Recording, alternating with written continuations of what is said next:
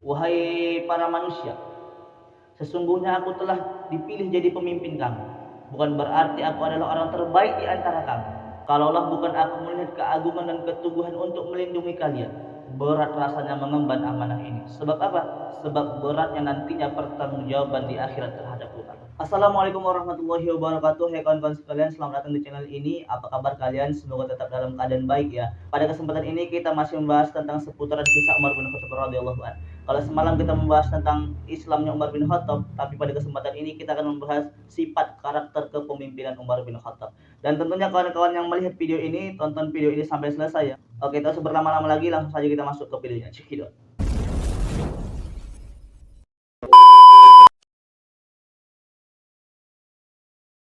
Umar bin Khattab adalah sahabat Nabi Muhammad SAW sekaligus mertua Nabi, karena Umar bin Khattab menikahkan anak perempuannya Hafsah kepada Nabi Muhammad. Ketika Nabi Muhammad SAW wafat, maka kepemimpinan diambil alih oleh Sayyidina Abu Bakar, khalifah pertama pada ketika itu. Ketika Abu Bakar memimpin selama 2 tahun, maka Abu Bakar pun wafat, maka kepemimpinan diambil alih oleh Umar bin Khattab radhiyallahu an. Yang inilah yang nantinya akan kita bahas. Ketika Umar bin Khattab memimpin, dia berpidato di depan masyarakatnya. Wahai para manusia, sesungguhnya aku telah dipilih jadi pemimpin kamu. Bukan berarti aku adalah orang terbaik di antara kamu. Kalaulah bukan aku melihat keagungan dan keteguhan untuk melindungi kalian, berat rasanya mengemban amanah ini. Sebab apa? Sebab beratnya nantinya pertanggungjawaban di akhirat terhadap Tuhan.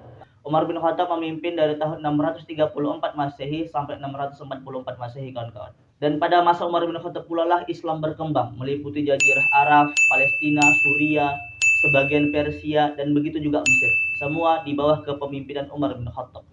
Dan pada masa Umar bin Khattab pula lah disahkannya ketentaraan, kepolisian, kehakiman. Dibuat tentara, ini tentara, polisi, hakim, dibuat administrasi negara, kantor-kantornya. Maka itu semua pertama kali dibuat pada masa kepemimpinan Umar bin Khattab.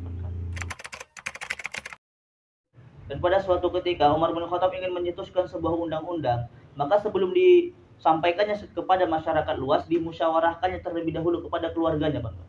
Aku ingin membuat sebuah undang-undang. Apabila kalian menyetujuinya, silahkan ikuti. Tetapi apabila kalian tidak setuju, silahkan langgar. Tetapi yang wajib kalian ingat adalah, ketika yang melanggar undang-undang itu termasuk keluarga Umar, maka hukumannya 2 kali lipat dibanding rakyat biasa. Saking adilnya.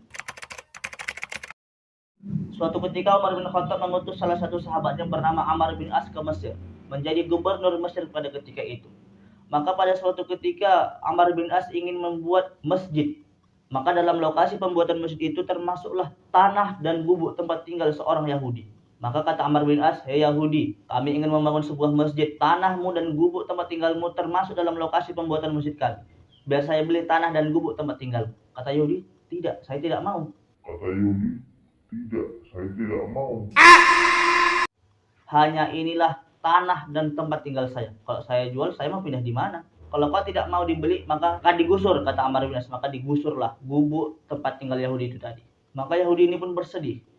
Ketika dia bersedih, dia pun berpikir, Ammar bin As kan seorang gubernur. Di atas gubernur masih ada presiden, Amirul Mukminin Umar bin Khattab. Kalau begitu saya mengadu sama Umar bin Khattab. Tetapi di tengah perjalanan dia berpikir, Ammar bin As kerajaannya sebesar itu, pakaiannya mewah dan semegah itu. Bagaimana kalau Amirul Mukminin?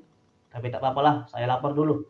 Akhirnya seorang Yahudi ini, kawan-kawan, dia sampai ke Madinah. Ketika dia ingin memasuki gerbang kota Madinah, dia melihat ada seorang lelaki yang tidur di bawah pohon kurma. Ditanyanya, "Apakah engkau tahu di mana Umar bin Khattab?" "Ya." "Di mana kerajaannya?" "Kerajaannya di atas lumpur." "Siapa pengawalnya?" "Pengawalnya orang-orang miskin, janda-janda miskin, yatim piatu." Mendengar hal itu bingung Yahudi tadi. Kerajaannya di atas lumpur, pengawalnya orang-orang miskin, anak-anak yatim piatu. Kalau pakaian kebesarannya adalah malu dan takwa. Kalau begitu di mana Umar bin Khattab? Yang ada di depan kamu. Gemetar Yahudi ini tadi, kawan. Gemetar karena dia tidak menyangka Amr bin As gubernur, istananya mewah, pakaiannya indah, sedangkan Umar bin Khattab biasa-biasa saja. Maka dia pun mengadu. "Ada apa?" kata Umar bin Khattab. "Saya ingin lapor." "Lapor apa?" "Gubernur tuan di Mesir telah menggusur gubuk tempat tinggal saya. Terus saya tidak terima. Saya ingin menuntut keadilan," kata seorang Yahudi ini tadi. "Kalau begitu cari tulang-tulang onta." Maka dicari oleh Yahudi ini tulang onta, dikasih sama Umar bin Khattab. Ujung pedang Umar bin Khattab digarisi lurus tulang onta itu tadi. Kata Umar, ini bawa ke Mesir. Yahudi pun heran lagi. Saya ke sini ingin lapor, disuruh bawa tulang. Tapi tak apa-apalah, saya kasih sama Amr bin As. Dia pun sampai di Mesir, akhirnya dikasihlah tulang ini tadi kepada Amr bin As. Melihat itu Amr bin As gemetar badannya. Para pekerja, proyek pembangunan masjid batal kita bangun. Gubuk Yahudi bangun kembali. Tak jadi kita bangun masjid. Maka Yahudi jadi heran kawan-kawan. Ternyata maknanya adalah kalau engkau wahai Amr bin As tidak sanggup berlaku adil dan berlaku lurus, jangan sampai aku yang meluruskan engkau seperti lurusnya garis di atas tulang itu tadi. Kata Umar bin Khattab. Maka gemetar Amr bin As. Maka melihat itu kata Yahudi, usah tak jadi. Bangun lagi masjid itu. Akhirnya Yahudi itu bersyahadat kawan-kawan sekalian. Asyhadu an la ilaha illallah wa asyhadu anna Muhammadar Rasulullah. Maka juga dikisahkan kawan-kawan, pada suatu ketika ada seorang lelaki dari utusan dari Azerbaijan ingin menjumpai Umar bin Khattab. Ketika itu dia sampai di Madinah pada waktu malam. Akhirnya dia pun menginap di Masjid Nabawi. Setelah sholat subuh, Umar pun mengajak dia bertamu ke rumahnya. Ketika itu Umar bin Khattab tidak memiliki apa-apa, yang ada cuma roti sama garam. Maka kata Umar bin Khattab kepada istrinya, suguhkanlah makanan dan garam itu tadi. Umar bin Khattab memiliki istri ketika itu namanya Ummu Kulsum. Maka mereka pun makan roti dan garam itu tadi. Tetapi lelaki ini membawa sebungkus makanan dari Azerbaijan. Ketika itu makanan yang dibawa itulah makanannya para raja, para petinggi-petinggi. Maka dikasih sama Umar bin Khattab. Maka dimakan sama Umar bin Khattab.